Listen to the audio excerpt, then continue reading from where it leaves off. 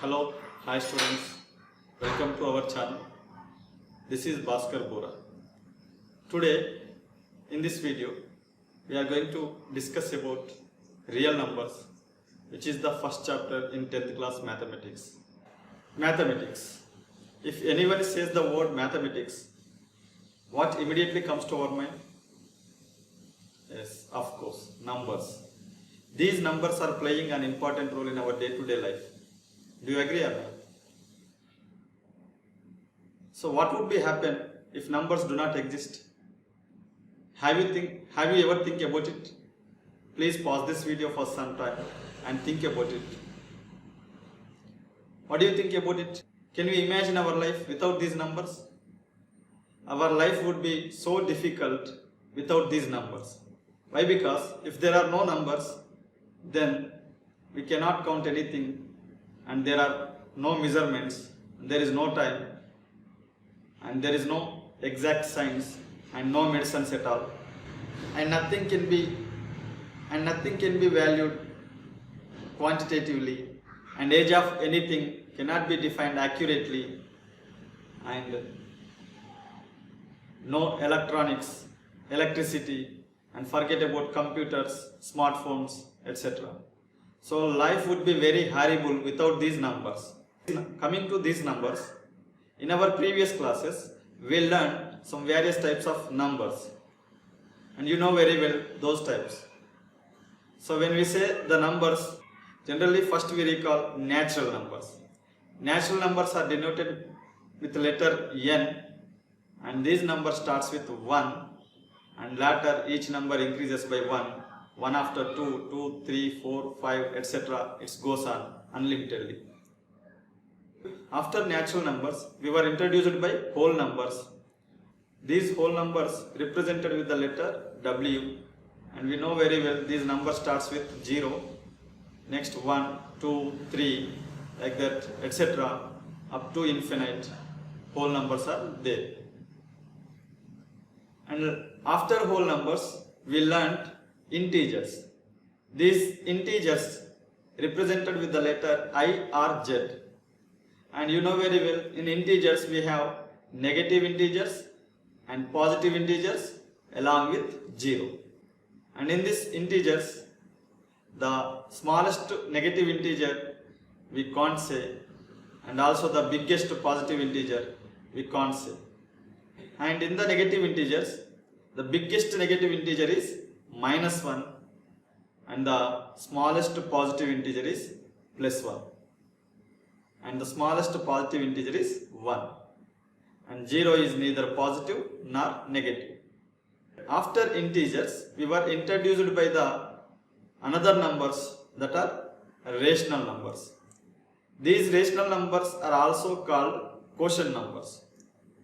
So in the word quotient, the first letter is Q.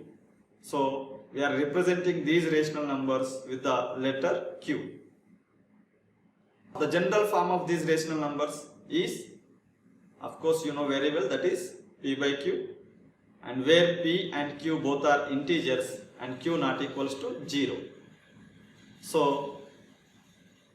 the numbers which are in the form of P by Q, where P and Q both are integers and Q not equal to 0, such numbers are called as rational numbers. And we also learned that these rational numbers, when expressed in the decimal form, either they will be terminating decimals or they will be non-terminating repeated decimals. After these rational numbers, we were introduced by another numbers that are irrational numbers. The word irrational, it is completely irrational, means opposite to rational. That means the numbers which are not rational numbers is called as irrational numbers. So these numbers are completely different from rational numbers. That means irrational numbers are the numbers which cannot be expressed in the form of P by Q, where P and Q both are integers and Q must not be 0. And these numbers are also in the form of non-terminating, non-repeated decimals. That means the numbers which are non-terminating, non repeated decimals are also irrational numbers. Up to 9th class, we learned all these numbers that are natural numbers, whole numbers, integers, rational numbers, irrational numbers. Now in this class, we are going to learn about real numbers. The real numbers, the name itself it is telling us that the numbers which are real is called as real numbers. That means these numbers are exist in our real life. In everywhere we are knowingly or unknowingly come across these numbers in our day-to-day life. And these real numbers are nothing but they are the combination of rational and irrational numbers. That means if we put rational numbers and irrational numbers together, we get real numbers. So real numbers is the combination of rational numbers and irrational numbers. So now in this particular video, we are going to learn one important concept. So to understand this concept, consider one situation. Look at this picture. Suppose two guys are at an apple tree, and on that apple tree there are 6 apples. These two guys wants to share those apples equally without making them into pieces. And we know it very well that there are 6 apples and the 2 persons wants to distribute those 6 apples, then each will get 3 apples. So now can we express this particular situation mathematically? Yes. So here 6 apples distributed among 2 persons. So here distribution is nothing but division. So we can write this one as 6 by 2 equals to 3.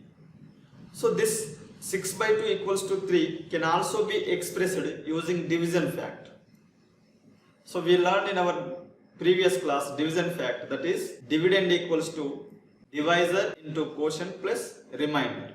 So here dividend is 6, that are the total apples, and the divisor is 2, that the number of pupils who want to distribute those apples, and the 3 is the quotient.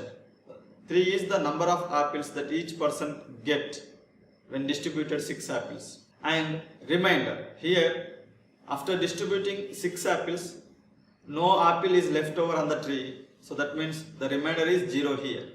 So now we can represent 6 by 2 equals to 3 using division fact like this. 6 equals to 2 into 3 plus 0. Now let us consider the same situation. There are 2 persons nearby the apple tree, and now on the apple tree, let's suppose there are 7 apples, and these 2 persons wants to share those 7 apples equally and without making them into pieces. Now can you guess how many apples will each get? Yes, of course.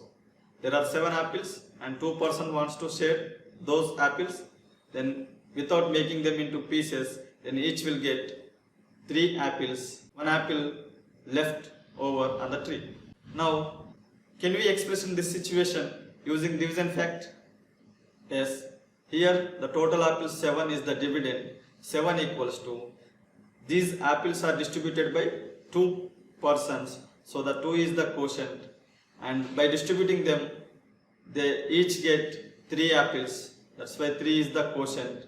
And 1 apple is left over on the tree, that is the remainder. So we can write 7 equals to 2 into 3 plus 1.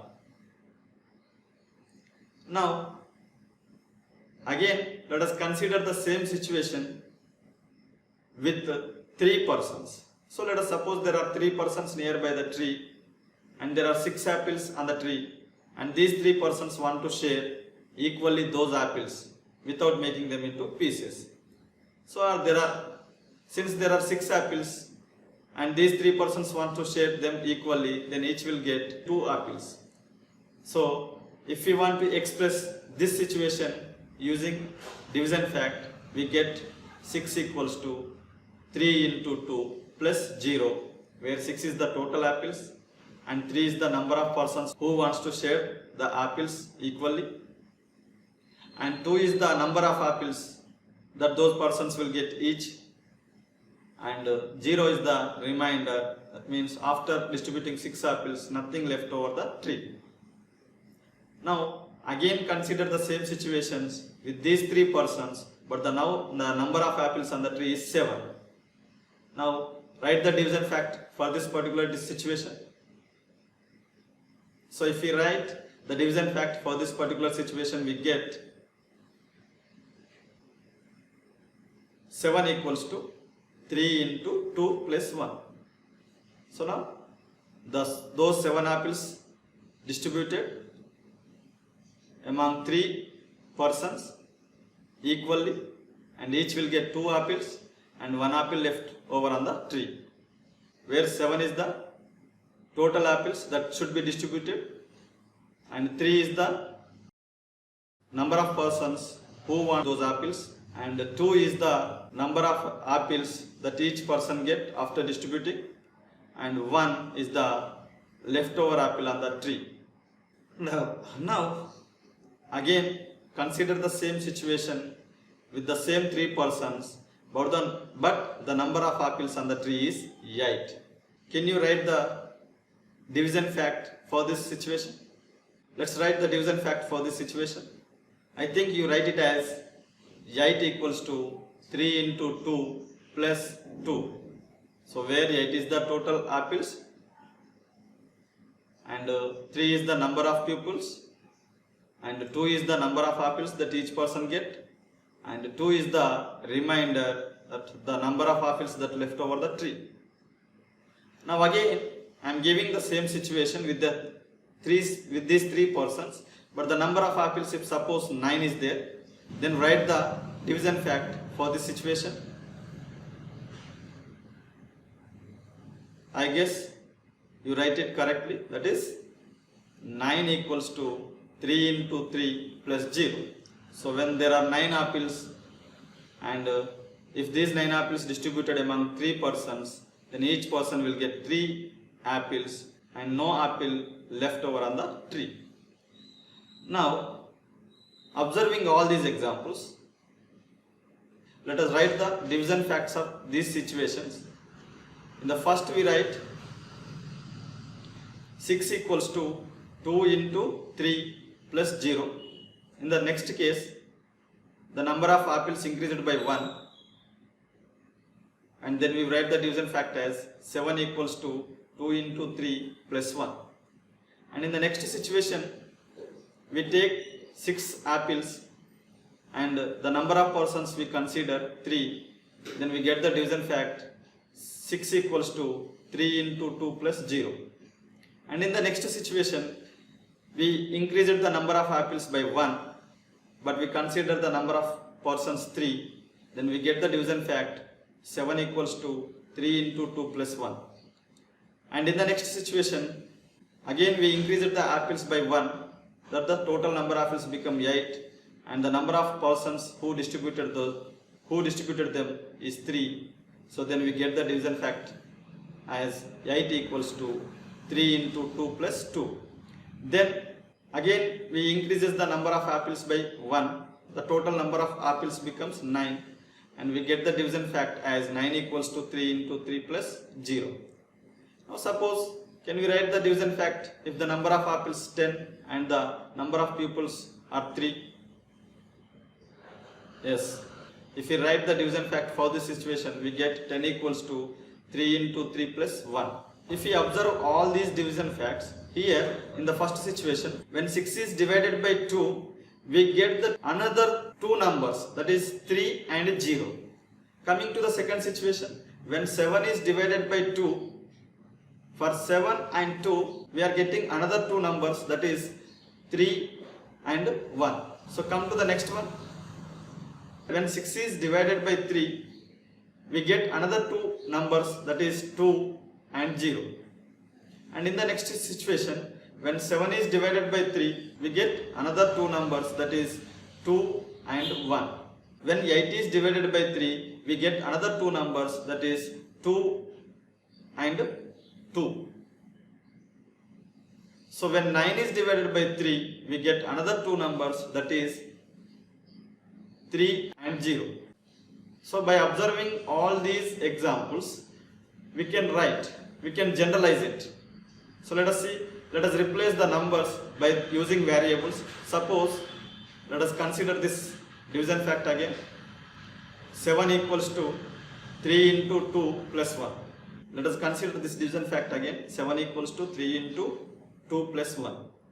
So in this, let us replace the 7 by the variable a, replace the number 3 with variable b, and replace the number 2 with variable q, and the next the remainder, that is 1, replace it by r. So we get a equals to bq plus r. So in this we observe, for the given two positive integers a and b, there exists another pair of integers q and r such that a equals to bq plus r. And here if we observe the relation between b and r, the remainder r is always less than b. We can also observe that the remainder is either 0 or it greater than 0. So this particular division property is stated by Euclid. That's why it is called Euclid division lemma. So let us state the Euclid division lemma.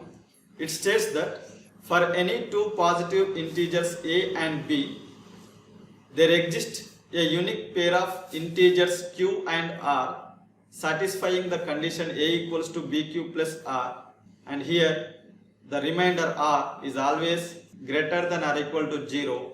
It is always less than the divisor. This particular division property is called as Euclid division lemma. Let us once again see this. What is Euclid division lemma?